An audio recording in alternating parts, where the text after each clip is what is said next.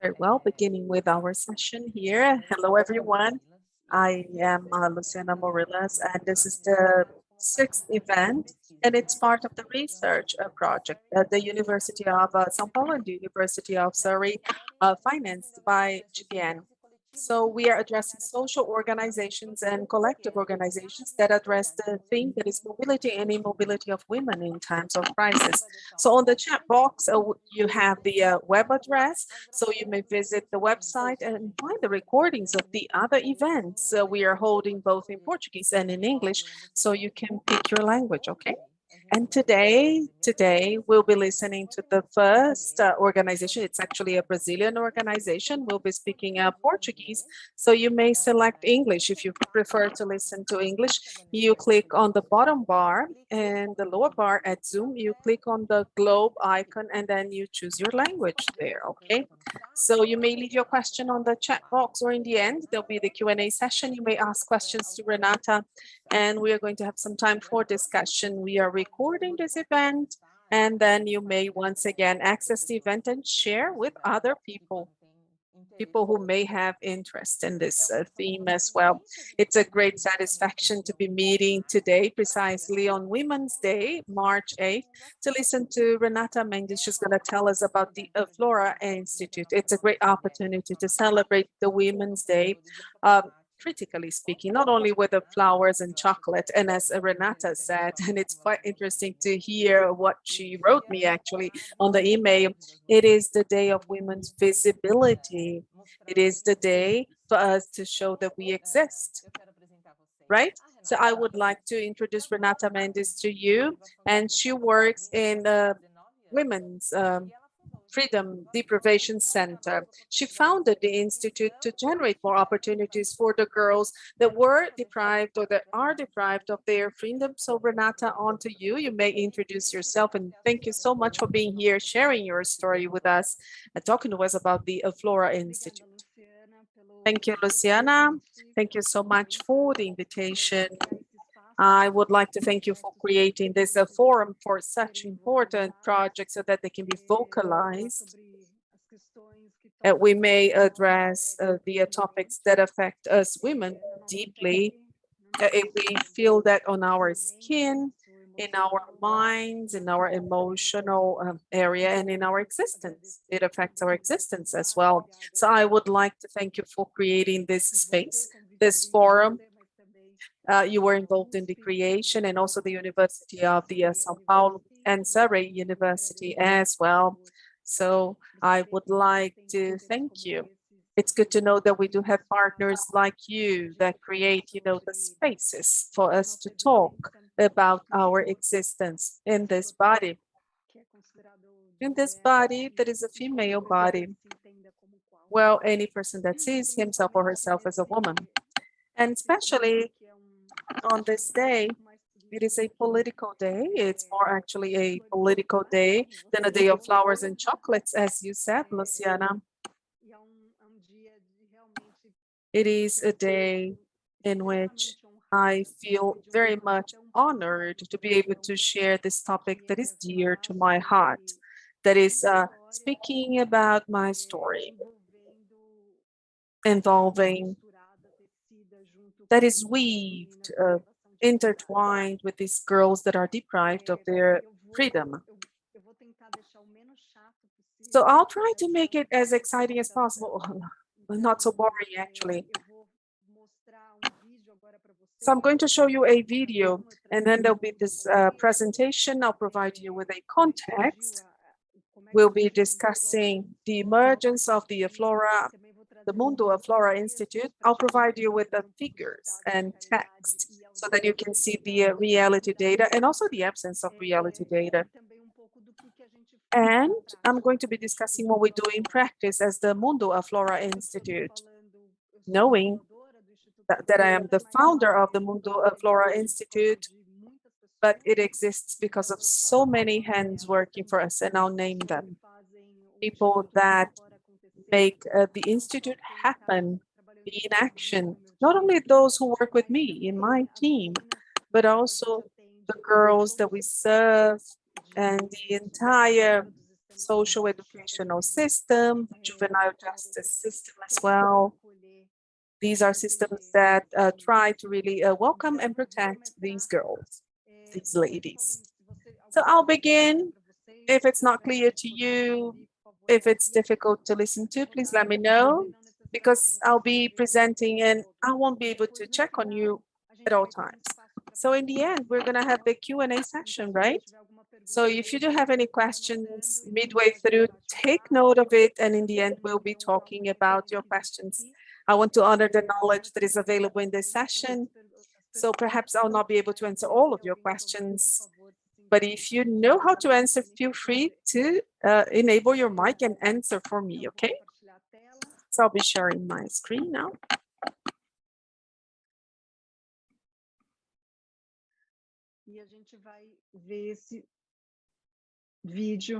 So we're going to watch this video talking about the Mundo of Flora Institute.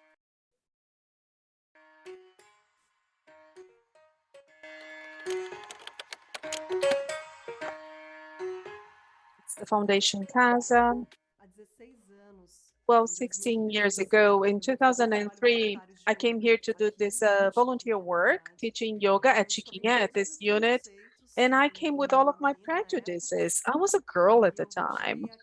And then I got here and I only saw girls just like me, but they have different opportunities and choices in their lives. And on that very day, I left here being a different Renata, a whole different person. And 4 years ago, I was doing this social innovation post-graduation at the Amani Institute, and I was able to voice, I had the courage to voice. I wanted to create opportunities for girls that had their freedom deprived in social educational measures. So the Mundo of Flora Institute was born from a dream to help to transform the dreams of these girls. So I dream about being a civil engineer. I would like to attend the arts school. I want to be a writer. I want to be a pedagogist, a nurse, a lawyer, MC, a judge, a physician. My dream is to get a good job, a very good job, and have my family and have a home and have a dignified life, just being a better person. So we work with this large network of people that are interested in this. So we get the best of each one so that we can, help them transform so that they can create their own repertoire, so that we can show at least that there are millions of other opportunities, and then help them in their journey, because it's their transformation, right? All we have to do is push them forward. And very often society is actually curbing them. So we want to pull them into the right direction, a direction that makes sense to me. I am Renata, a citizen, and I've had so many privileges, right? So I got here in a situation in which I found myself to be like them. I had similar behaviors in terms of being an adolescent, but they were fulfilling their sentence, and I never did that, and I wondered why. So there are many things that can help us institutionally. We need to develop new tools. We need more research. We have few figures about girls that are undergoing social educative system or a prison. We need mentors to help them from 6 months to 1 year. We need sponsorship, affectionate sponsorship. We need financial sponsorship as well to fund the dream of these girls, and we need sponsors, overall speaking. So she's singing, before I did everything for money. Now gold does not satisfy me any longer. Nothing that I've done is worth my freedom. I'll never go back to the crime life.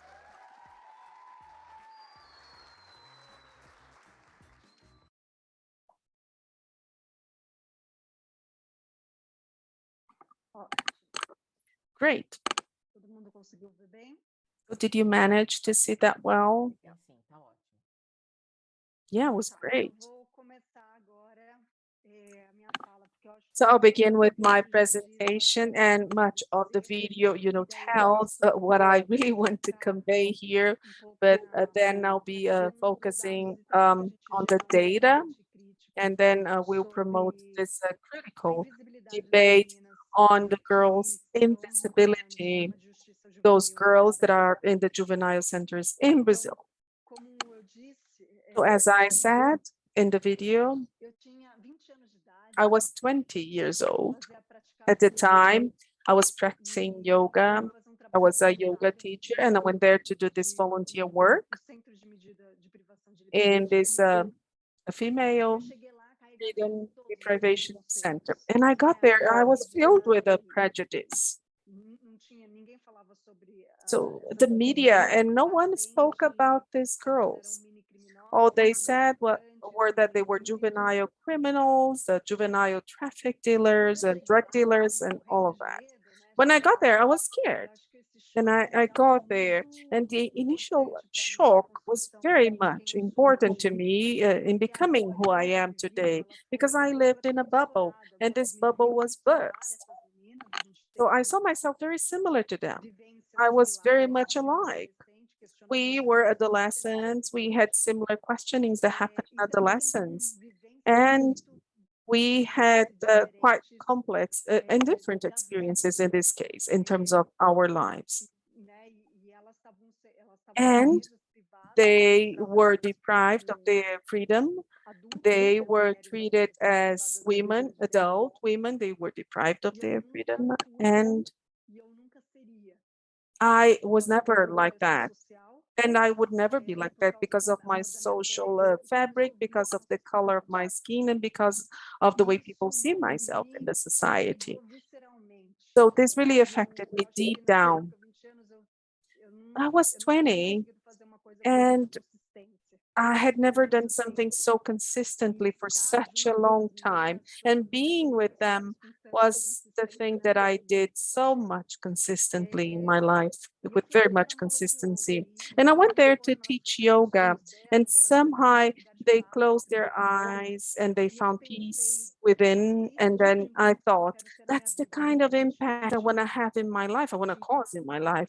That's the a kind of impact that I want to invest in, invest my time in that kind of impact to attain this kind of result. You know, minimal security, regardless of the external environments, so that people can find, peace to exist. And so when I left, I opened up the door and I left the premises, I left the center.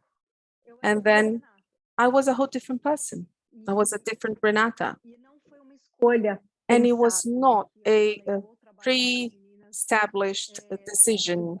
I'm going to work with these girls that are, freedom deprived. So life posed this invitation to me. I love, accepting invitations, especially when it's not so commonplace. And never again could I fail to accept this daily invitation to listen, to look into, and to try and understand how we can protect and take care of girls that are faced with this situation. So one of the girls left. I'm going to call her Jessica, but I'm preserving, of course, her identity. And then she was asking me for help to pay for her college, for her university fees. And there's this group of volunteers. We taught yoga, we got together, we paid for her college. She got a degree in economics. She went to work in a shopping mall, administrative sector in the shopping mall in São Paulo. And then I thought, well, if I want to see more Jessicas in this world, is this possible? It is possible, of course. But I was 20. This is a very complex type of social problem. I did not have any physical financial structure to dive deep into this kind of experience, but I never stopped going there for this voluntary work. And I do this until today. In January, we celebrated our 19th anniversary of working there. And from then, I started to develop 5.5 years ago, in fact, 6 years ago, Mundo Aflora Institute.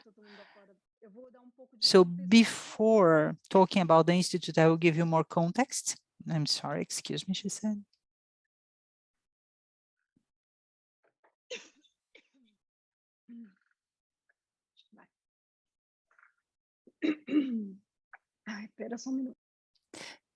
I ask you for a moment, please. Tá muito seco, né?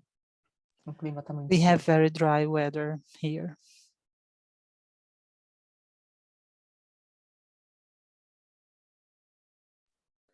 E essa era uma foto de lá dentro, a gente fazendo aula de yoga. This is a picture of our yoga class to the girls in the center, in the premises. I'm going to give you a little bit more of context, dates, figures. So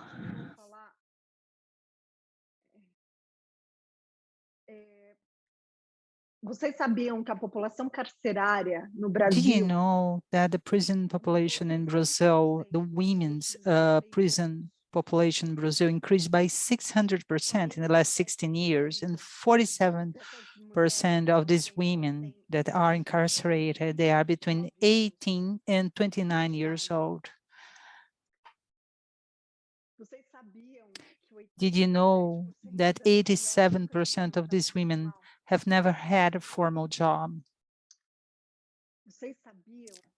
Did you know that 74% of these women that are in prison in this system, they have kids, they have children, and 62% of the 74% are single mothers.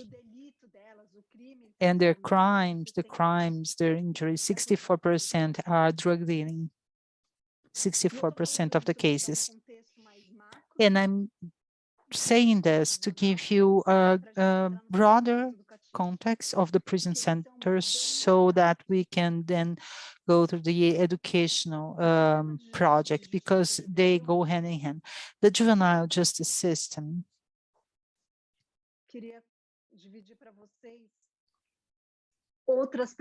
And I want to share with you some other points here. Did you know that 48% of the adolescents between 16 and 17 years that die today in Brazil die of homicide, they are murdered? These adolescents that are in Fundação Casa, our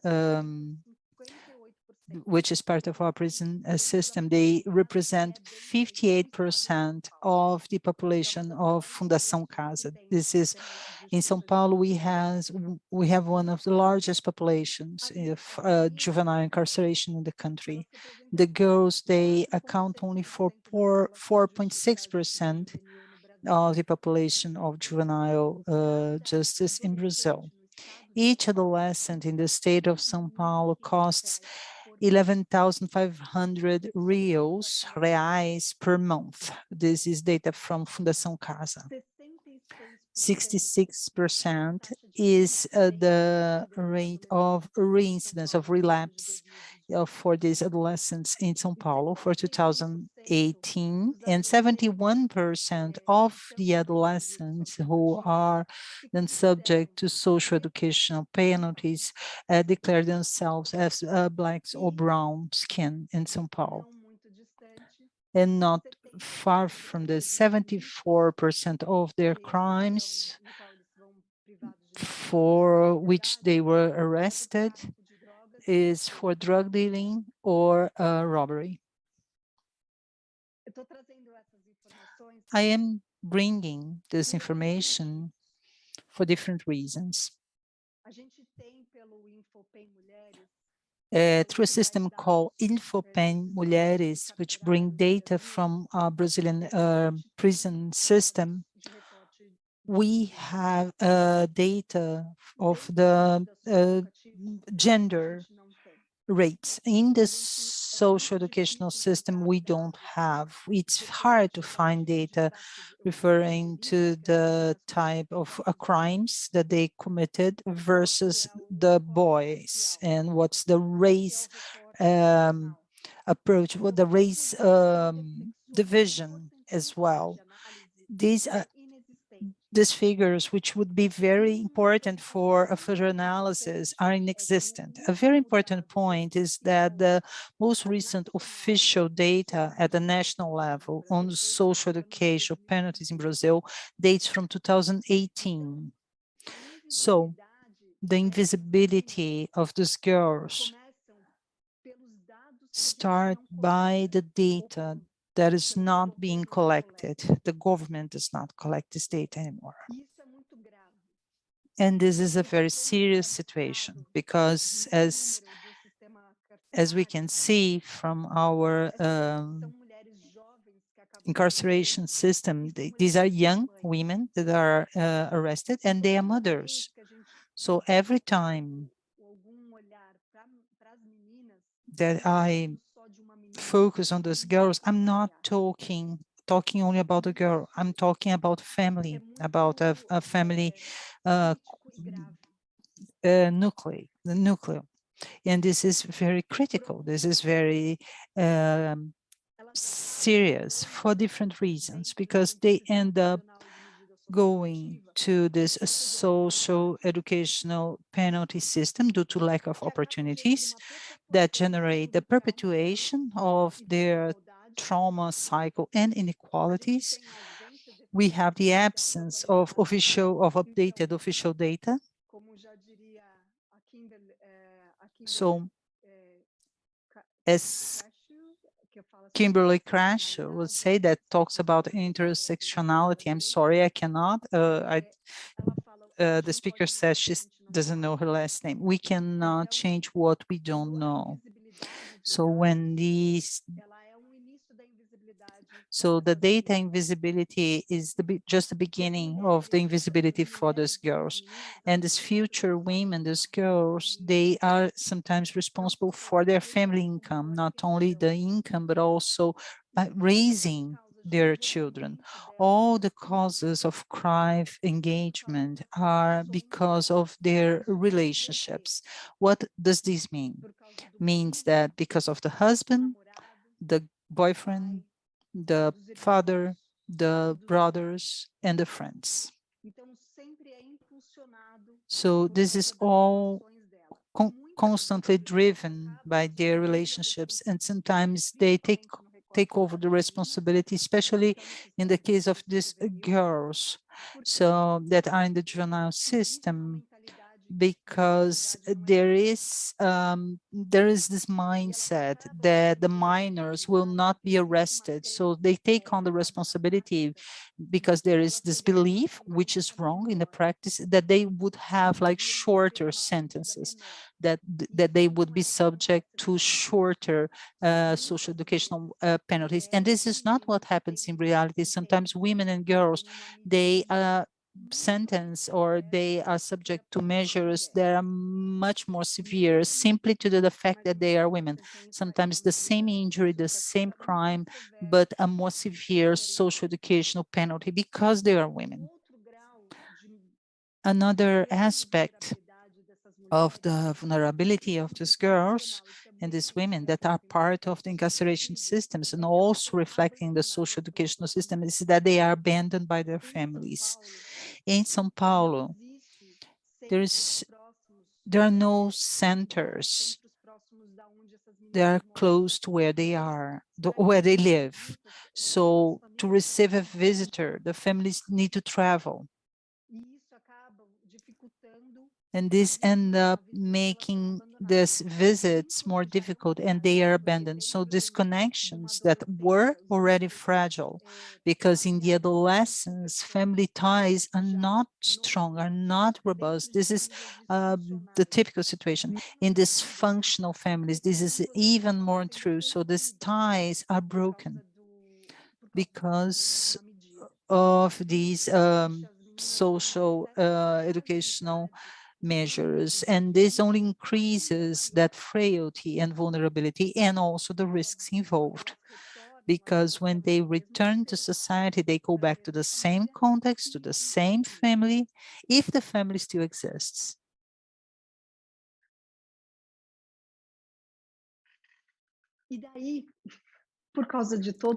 And then, because of all of this context,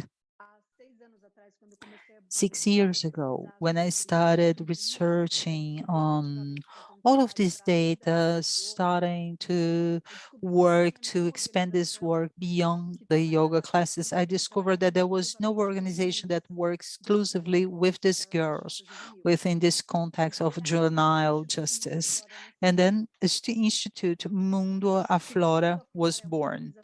This is an organization of civil society. It's a non-profit organization whose main social goal is to offer assistance to young girls, especially from the feminine gender, in the situation of social vulnerability subject to social educational penalties determined by the state, promoting activities of educational, social, cultural, physical, and psychological support activities. We have already impacted more than 5,000 girls along these 5 years. Our vision is to contribute to the construction of a society where all young people have the opportunity to fulfill their life projects. And hence our mission is to promote these opportunities so that this effective reintegration of these young women in social educational penalties or are in the state of freedom deprivation are expanded.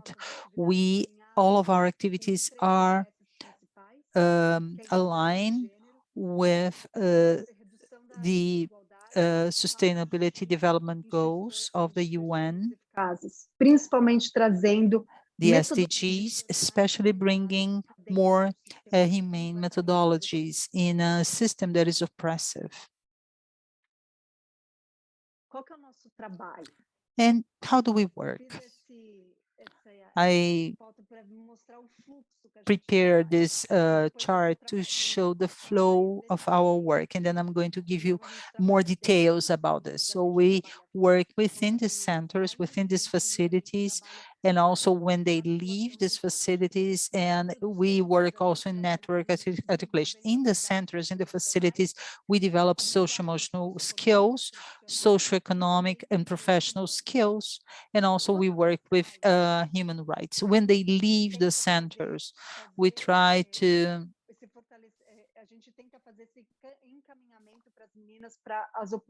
refer them to some specific opportunities through mentorship, through opportunities to taking courses and studies, and also job opportunities.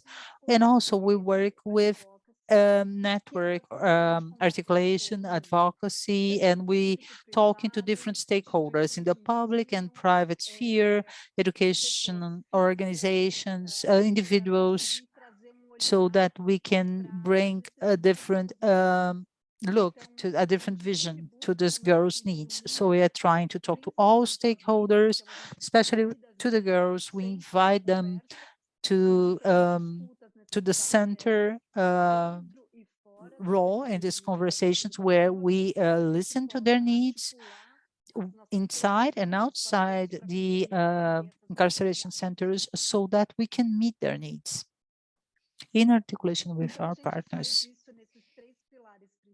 So we do this based on 3 main pillars. We have 3 programs in the centers. One is Keep an Eye on Talents, the Voices program, and IMA Invites. And I'm going to talk about this program. After they leave, you have, after the reintegration program, we have a Flora Mundão, which means big word. And then this network articulation system, we work at the level of public policies and also being part of the São Paulo Committee for the Prevention of Adolescent Homicides. In partnership with UNICEF and the LASP, so keeping an eye on talents, that's the name of the program.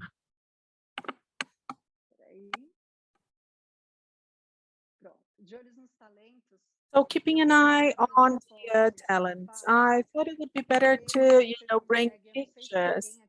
I don't know if you had the opportunity of visiting the social educational juvenile center or even a prison.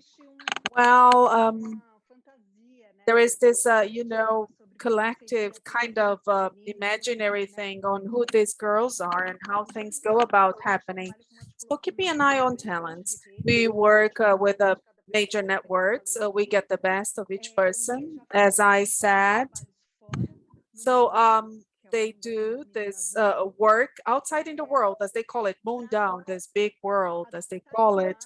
So we adapt the language to their reality. So we increase their repertoire, we expand their repertoire, we start bonding with them, and they choose to participate in the activities. They're not forced, actually.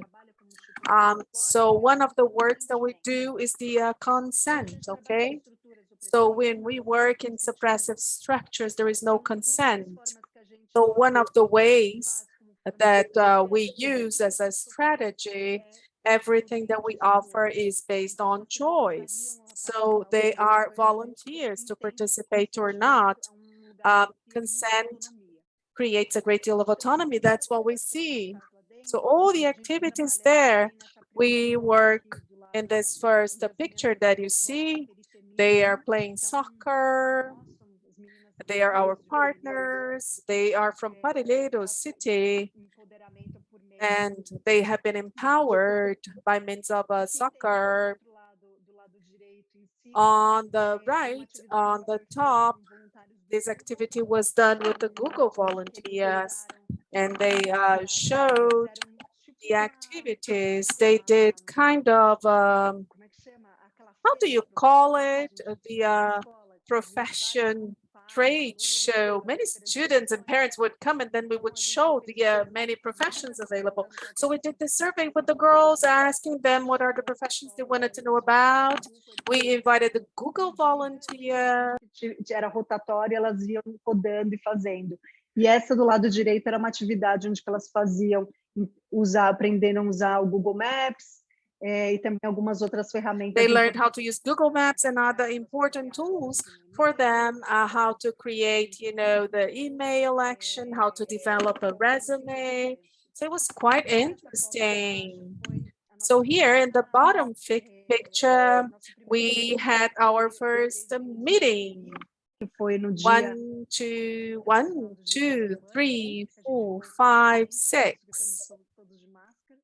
Onde que a gente foi explicar um pouco para as meninas novas que o mundo aflora, a gente está ouvi-las, o que elas gostariam para as atividades de férias, e para a gente conseguir articular com os nossos parceiros.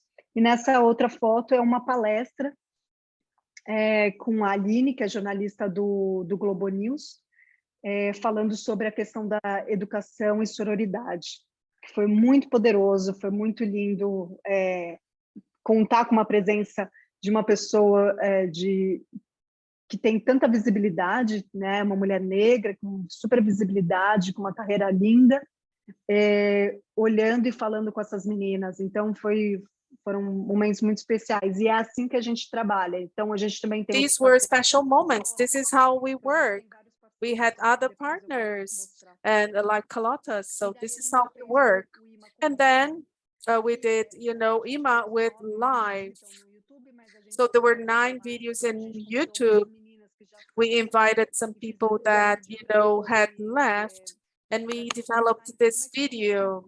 So let me talk about IMA with Life, IMA Convida, that's the name of the program. This was conceived by Andrea. Andrea is the vice president of the Mundo Afora Institute, together with Miss Veneri, and they invited experts to talk about the themes that they wanted to hear about. Since we couldn't be there, we would record this video, we would submit the video to them, and they could watch. They would ask their questions and then submit the questions back to us. We would record the video again, and then we would reply back to them with a video, and they would, watch again. So there have been some videos that have been produced. They're available in the YouTube channel. Well, since they underwent, social educational measures, not all girls could be shown in the videos. So these people who were interviewed, Renata Alves, she's from the consulting committee. She went through the prison system. She had this experience, and today she has a producing company within Paraisópolis. Paraisópolis is a community, and she's also a writer. So we have the consulting services to guide us, and we have Bere, Iberê, the judge, so he works in the juvenile center and he works with the adoption issue. That's one of the key partners we have, and he has this project whose name is Fair Work, Trampo Justo in Portuguese. So then we'll go to another activity of the Vozes. Vozes is voices in Portuguese, in English actually. So this is a very special project because in this case, it is scalable, and we have been working on this project right now. So we began with this project in 2018. We held the first seminar in Brazil talking about gender and juvenile justice. We had Dr. Stephanie Covington, an American psychologist, and we also had Emerson Ferreira. He's a former student and alumni. He's a psychologist, and we also relied on judges, Dr. Denise Ramos from the University PUC, and Dr. Luis Bravo. He was the mediator doing the mediation work. We also relied on the public services, the Attorney General's office to be more precise, UNICEF, and Fundação Casa Juvenile Center to address the invisibility of gender within the juvenile justice system in Brazil. So we had virtually 300 people attending this event. And then with that, we took on this commitment to make it happen, to develop the first pilot program that took place in 2019 with 10 girls participating. 7 girls were part of the control group during 3 months. So we had, 18 sessions in total. So we break the cycle of trauma. It's the first methodology developed in Brazil that is based on evidence to look into the needs of girls that are, serving their time in the social educational measures. Well, Dr. Covington developed, we brought to Brazil, we translated, we are seeing how this model behaves, if it makes sense here in Brazil. So great news so far, yes, because it does make a lot of sense here in Brazil. I'm not going to show you the video. I don't want to waste your time here and waste the session's time, but the video is available on the YouTube channel. We see the girls talking about their experience. And with that, we were able in 2021 to do the capacity building of this methodology for 33 women in 4 states. 3 states are applying this in social educational measures. 1 state last year, plus a second round for this year, and 2 additional states will apply the methodology for the centers using this methodology that I was talking about. So it is really a great achievement. We are proud to tell you that. And then when the girls they leave the centers, they call it Mundão, this big world. So we are now systematizing this project today. It's Flora Mundão. That's the name of the project. And in this case, we want to see the girls and ladies that are in the Mundão. They're no longer in the centers. They're open and free. They want them to be self-confident, to make their choices with autonomy, with the capability of dreaming, with their rights ensured, and with a network of support. In addition to creating the opportunity so that they have the power of choice, we want to see them as ambassadors of the program later on. So after 1 year participating in the program, they are the people who are going to strengthen the network for the new girls that are joining the program. We do believe that it's a way of, contributing with their knowledge back into the network, strengthening increasingly so. So we work with the 3 pillars. Psychosocial is the first one. It's a therapeutic group. We have Borboleta Azul, that is a partner. They provide, psychological services to the girls and to the family members.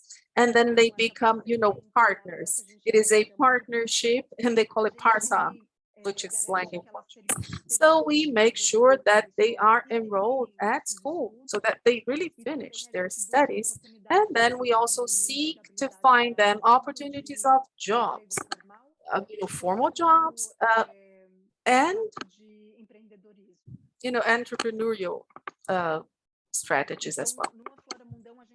So at the Flora Mundell program, we work with the autonomy, we work with their commitment, we expand the support network, we ensure their rights. We also have reciprocity, not only do they receive, but they also, give. There is this exchange between, themselves. They have the power of choice by means of consent. They are able to expand. So we do use our partners, our network of partners, to be really able to expand this network of support and opportunities. So we think about full support for the girls, because the girls, when they leave the centers, and it's important to explain this to you, because when they leave the centers, their bonds are frail. And very often they go back to the very same context that led them to, commit wrongdoing. And they are in a family that is not structured, filled with a conflict. So this eventually, leads them to leaving home if they went back to their home. I mean, the family home. So they leave their home, they're homeless, they become homeless. And sometimes we lose the connection with them because they have no mobile phone, they have no access to the internet services, for example. And eventually they cannot enroll in school. They find no means to apply for a job that requires, for example, an address, because they have no address whatsoever. This makes them vulnerable, much more vulnerable, because they leave the juvenile center, and sometimes they get pregnant after leaving the center. They get pregnant because of many reasons. I'm still trying to understand this in depth. Thank God, Adriana Severo Rodriguez, she attended a PhD. She developed her PhD thesis on that, actually. So this gave us more understanding. That is the sense of belonging, raising their own family. That's what it has to do with. And also because they are more respected in the community they live.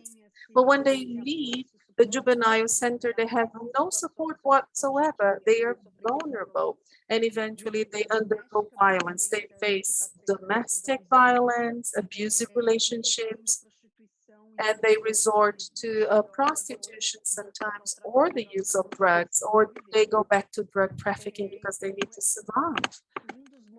So one of the reasons of creating the Flora Mundell program is precisely to break this cycle, the cycle of violence, the cycle of inequality, so that they may start over, so that they can ensure their rights for the first time sometimes. Because when they go into the juvenile justice system, very often it's the first time they have access to having or to feeling entitled to any right. And it's quite clear, the responsibility of the rights of children and adolescents, that's the responsibility of the state, of the family, and of the society. And when they undergo social educational measures, it is actually a clear diagnosis that we all failed. The three pillars failed in providing protection and care for these girls. So the CNJ, together with the UN, we created this notebook, actually three different types of handbooks, teaching on how developing post-measure programs, because there are not that many, post-center programs. That is when they leave the center, and there is no program that is specific for girls and women. So we have been working on this and promoting social innovation in this arena as well. So after Voices, the Voices, we are trying to develop this program. We are trying to systematize this year so that we can roll out in different spheres. Can you hear me? Sim, sim. Yes, yes, we are. Tá bom. Because I froze here for a moment. So I'm going to continue and then we can open for questions. So since 2018, Mundo Paulista, Aflora Institute has been part of São Homicídio na Paulo Adolescência, Committee for the Prevention of Homicide in Adolescents, together with the House of e a Representatives of the City of São Paulo and UNICEF. And it's with a lot of joy that in January 2021, the committee accepted the appointment of Mundo Aflora Committee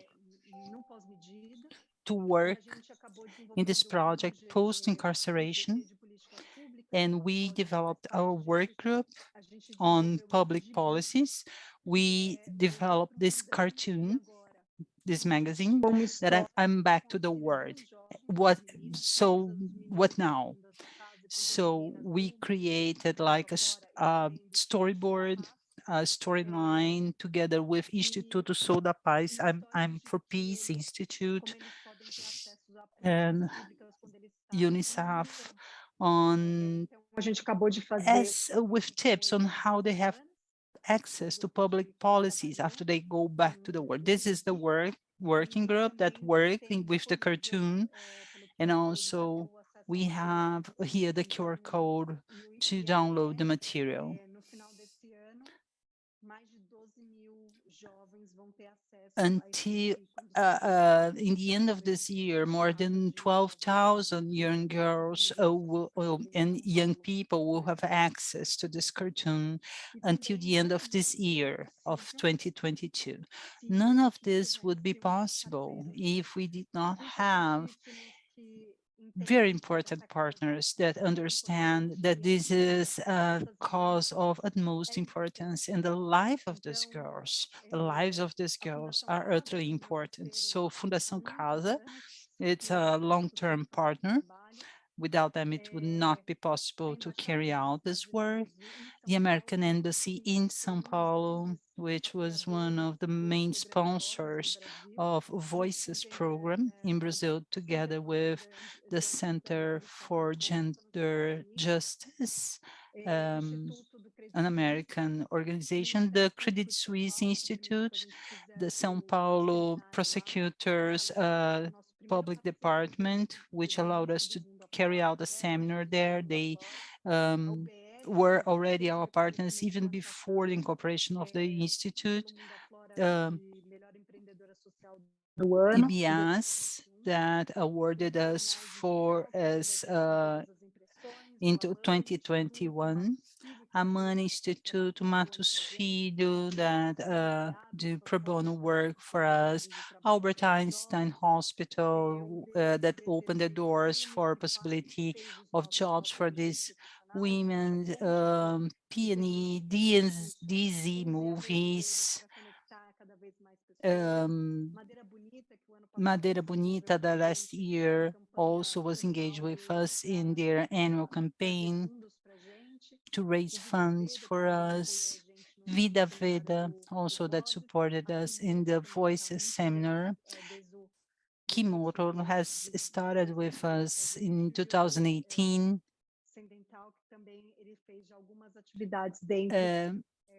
Sedental, Education Sedental, that offer entrepreneurship activities in the incarceration facilities. So I want to conclude before opening for questions by bringing a brief story of a girl, and I listened this from her. I was teaching her yoga classes and she called me prof. They call me prof or professor. My mother had classes with you. And I said, wow, where? And I was naive and just said, here. And then at that time, I realized I had a glimpse that this is an intergenerational problem.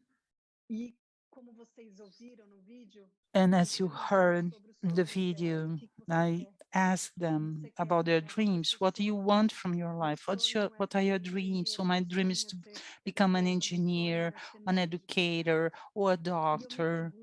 And I ask myself, and I want to leave you with this question as a food for thought. Is this their dream, or is this a basic right for them that they have already? So Mundo Flora Institute has a quote, a slogan says, have have you already changed your life today?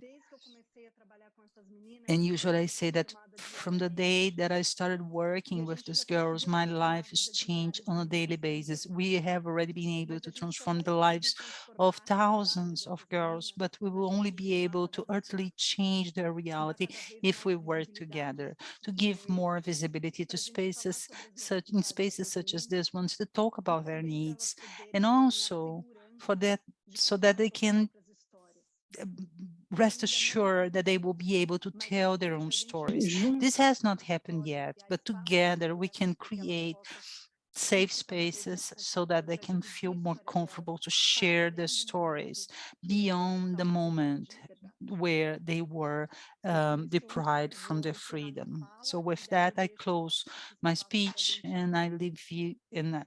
We still have some time for questions.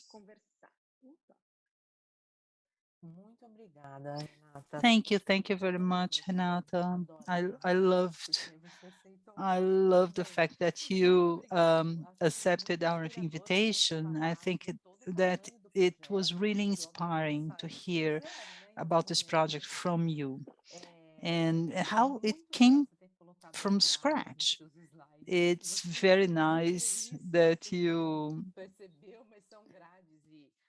create these grids in your in these lives, that you have these fences in your slide, and that's how they see the world. They have behind bars, so you have these bars in the slide. So thank you for your words and for your initiative as well. So the world needs more women like you, women that are looking after women. It's earthly important for us to listen to hear about this today. Women taking care of women.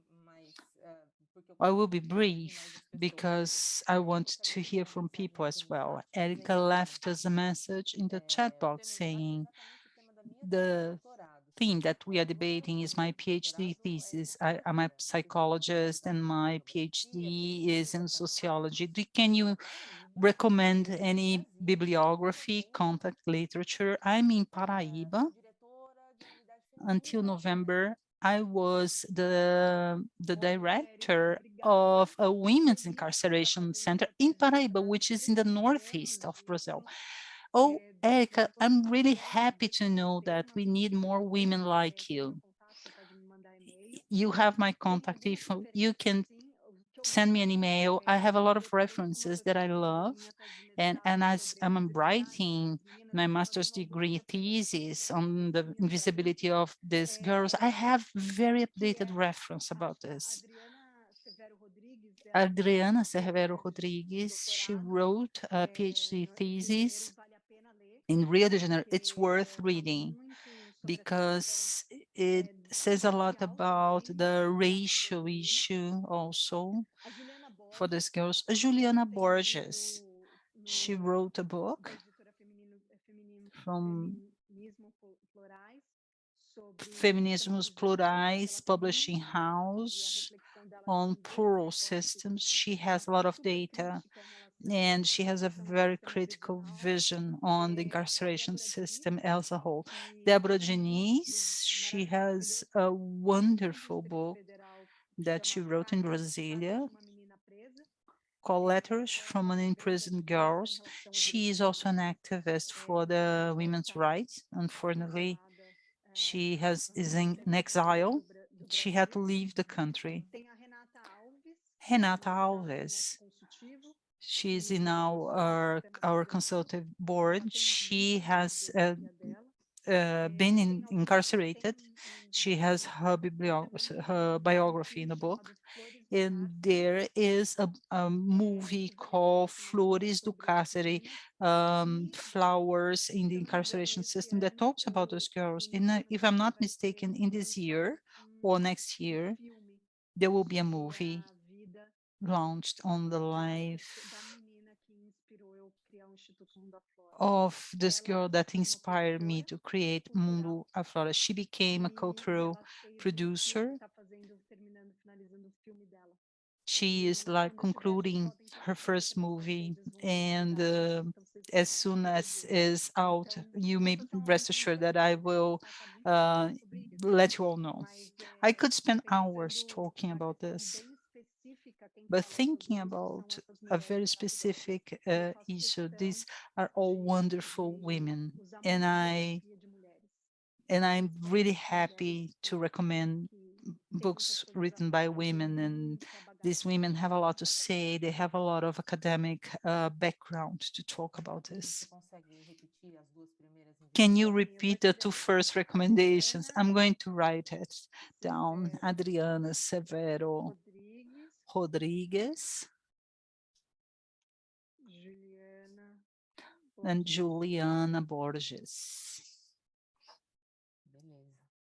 Okay. Anyone else?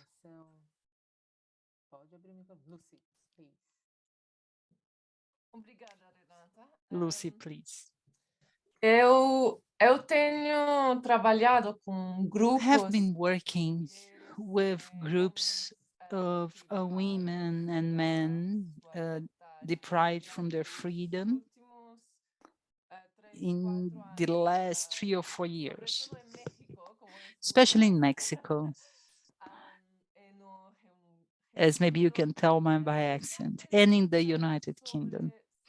I would like to ask about your relationship with authorities, because this is usually the hardest part, at least for myself and for my team, specifically in the Mexican prison system that has a lot in common with the Brazilian system.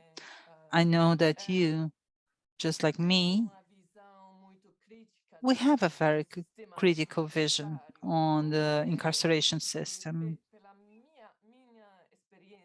From my experience, the more critical you are about the system, more your access to the system is reduced, is limited, or even entirely forbidden. Therefore, the question is, how do you negotiate? How have you negotiated this tension between being critical about the system and keeping your relationship with the relevant authorities? Fez muito sentido, para mim fez muito sentido. Como é que eu faço? Yes, it made a lot of sense to me. What's my relationship with the government in dealing with this tension that I'm an outsider coming into a restricted environment, and sometimes just generates a lot of tension because of the things that I want to do that are different from the norm, and that's the reason why I went to a master's degree, to take a master's degree on negotiation of peace and international crisis. And so in spite of being a common goal, the way to fulfill it sometimes is really different. So to be brief about my answer, this is by building a relationship. The government is made up of people, and people, as they may do things that I do not agree on, but they are doing sometimes things that they think is the best for themselves and for their audiences, for the public that they are serving. And I start from this human relationship, and I start to build a relationship from that. Just like what I do with the girls that I work, which is by listening to their needs and reporting what has done so far that worked and what did not work. Because then I add my efforts with theirs. We try to complement our contributions, because we know that the government alone cannot do it all. We need everyone's engagement. And one of the things that I learned in working with the government is like having a PhD in patience. This is what I learned because things take a lot of time to materialize. So they have given me the opportunity to exercise my patience whenever I want to do a project with them. Well, outside the government sphere, it would take 2 months to be approved between, the project development and approval. And then it takes at least 2 years to implement under the government sphere. And sometimes, well, the political positions, those who are in the political positions, they reshuffle, they change places, but those who work hands-on, those who, are in the political leadership of the government sphere are the people that I have been relating to in the last 18 years. So I truly understand who are the best people for me to talk to, for me to see what's the right moment, the moment in which I have to be harsher, more incisive, the moments that I have to relax more. And there is no preset formula to that purpose. There is no, secret formula on how to relate. We have to feel, and we know that we are there because, of course, we are doing our best as citizens. We are doing it for the girls. And I'll never leave this place. Of course, if they don't want me there, I'll never go back there, but I will never give up on this cause. And today I have visibility more than they would like. They want to, curb my voice, but they won't. And there are some states that really want me to work with them, and there are some other states that don't want me to work with them, but I'm there. I'm already there. Thank you so much.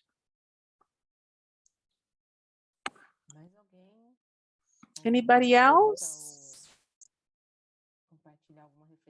Anybody would like to share any kind of reflection now?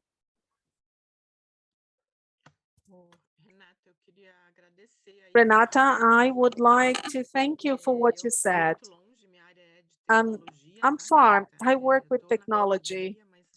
I am in the universities, I work in the academia, working with the women, and then we follow up the girls that are devoted to technology.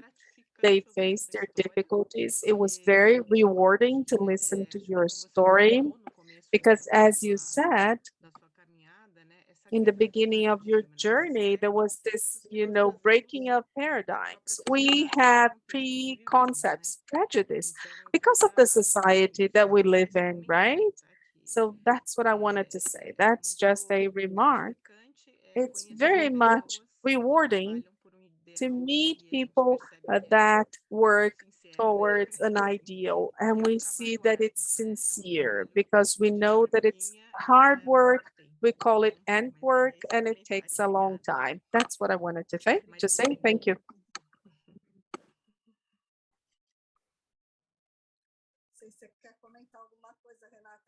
So Renata, would you like to say anything before I close? I use the floor.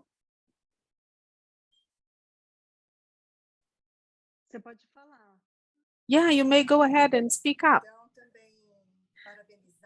I would like to congratulate you on the work and congratulate the group that you work with as well. You updated us with your data.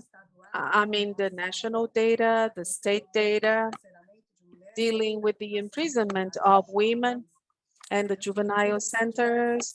I had the opportunity of participate in the Psychology Regional Center as the president of the Human Rights Commission. Precisely when we had this caravan, we had this visit to the Juvenile Center in São Paulo, in Tatuapé neighborhood. So we could see the dramas. We could see closely what was happening throughout that period. So the freedom deprived ladies and how they live. We also met the psychologists and the professionals, and they also face a very difficult situation there in the juvenile centers. So when you spoke about the strategy, it was so very nice to hear about your strategy. It is based on consent, it is based on choice. So tell us a little bit more how you developed this kind of program. And what are the effects? The effects on the ladies that have been undergoing this training process that you developed. Thank you. So thank you, Marilene. Thank you so much. It's good to know that you have visited a juvenile center. I was not the only one here in this session. Anyhow. So my repertoire, well, I am a business administrator. That's my academia experience. But in the last 20 years, I've been studying yoga, meditation, vegan diet, the Ayurvedic culture. So it's very much based on peace. So this peace culture is actually breaking paradigms. Yes, we live behind the violence culture that is an oppressive culture. It's binary. And there is power over others. And the peace culture is actually an invitation that is posed to us, that is power with others. So the peace culture has the effect of interdependence. And the choices, according to our context, the choices are very much limited to some, or sometimes there is not even a choice. And I want to promote cooperation. So my posture when I began working at the centers, I wanted to be in a place, and it was privileged to me. I was not hired by the government. I was not there fulfilling any social educational task, but I earned respect. And I had access to the girls and to the employees who worked in the juvenile centers. And eventually I became a point of contact. You know, people would come to me and disclose their anguish of being there. And I may say, I'm 100% sure that nobody is happy within an oppressive system. Neither, you know, the guardians or those who are imprisoned, neither the director nor the judge or the prosecutor, nobody is happy within such an oppressive system. They all feel limited. They all feel, you know, they're limited in what they can do. And if they hold the decision-making power and they feel limited, imagine myself, I was the one just going there. And then I discovered, as many things that I do in life, I unveiled the strategy by doing it, by developing it, by, you know, getting it right and then getting it wrong and fixing it. And I realized that the things that worked the most were based on asking them what they would like to do. It was based on offering my possibilities to them. And I should be able to accept, you know, yes, the answers that were positive, the answers that were negative with everyone in all of the layers, from the directors, the directors of the juvenile center, what was possible, what was not possible, they had to tell me, up until the girls themselves, you know, encompassing everyone. And very often it was far away from what I expected. So I got frustrated, but I had to handle my frustration in therapy. And that's what I do weekly, by the way.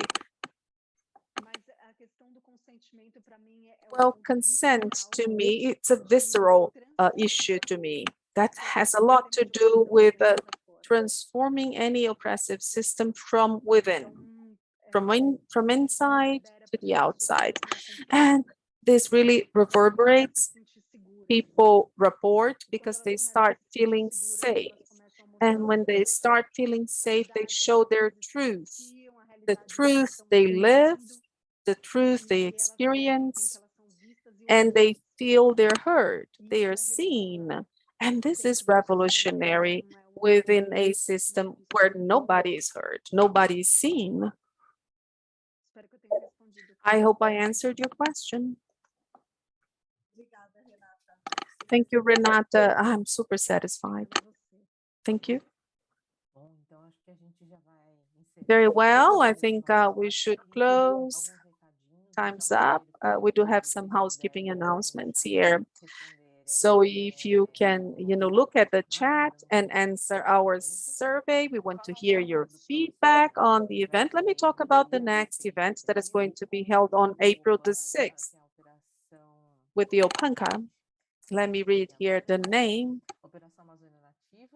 The Native Amazon Operation on April the 6th. So you do have the web link to register. Thank you so much, Renata. Once again, I leave this session very much inspired, listening to some of the things that you said. Let me quote you. I need to better seize the opportunities for exercising my patience. There are so many things that we can use here and apply it in our lives. Okay, thank you so much from the bottom of my heart. Thank you so much for talking to us, and thank you so much for the work that you do. Two things that I have to thank you for. I would like to thank everybody who was here attending, and come and get to know our website, our work, and please come back in the next webinar. There'll be another one in May as well. Thank you all. Thank you, Luciana. I would like to thank you all. Thank you so much for participating. And those who are going to listen to the recording later. I have to thank the interpreters. So I need to thank the interpreters, Marley and Renata, and Fernando, who has been in charge of the technical, backstage. Thank you so much for translating my words to make it more accessible. I was talking about invisibility. The interpreter's work is fundamental to provide visibility to other languages. So thank you so much from the bottom of my heart. Thank you. I admire your work. We thank her too. So Luciana, thank you so much for creating this forum, this initiative. It's a very relevant initiative. It's a very relevant topic, talking about the mobility of women in times of a crisis. Yeah, this has been going on since our beginning, since the patriarchy. And we are now positioning ourselves. We are creating space so that we can change things, at least for the next generation, so that they can have a more fluid, mobile, safe life, being in the body of a woman. So I thank everybody who is here listening to me. If you don't know the Mundo Aflora Institute, go to the social media, follow us, like us. Tell people that we are there working, that we exist. Because you may become one of the greatest support in vocalizing and disseminating the words, the reality of these girls. They exist. They are there in the juvenile centers. They exist. So that's my request to you. That's what I ask of you. Talk about the Mundo Aflora Institute, talk about the reality of these girls, because the more we talk, the more people will learn about their reality and we can change their reality. Thank you from the bottom of my heart. So may we continue visibilizing our place as women in this world. Thank you so much. Great. Thank you, guys. Bye-bye. See you next time. Bye-bye.